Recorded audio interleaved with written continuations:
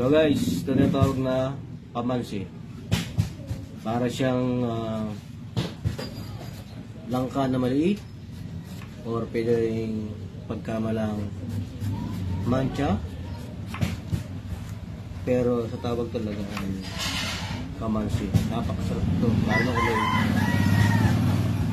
ginata, dito sa gata. So ang kalawa dito ay of course kamansi at saka nyug. At mo kung na nyug,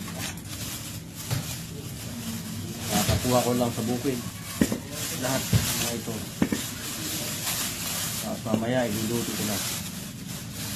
Ito ang natawag na lutong probinsya. Ito po ang ating yan. So napakasarap po nito. Mamaya saksihan nyo kung gaano ito kasarap.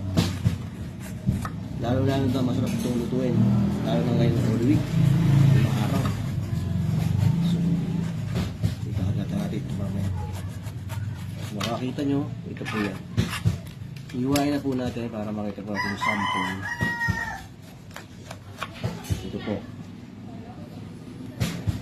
So kunin nyo lang po muna yung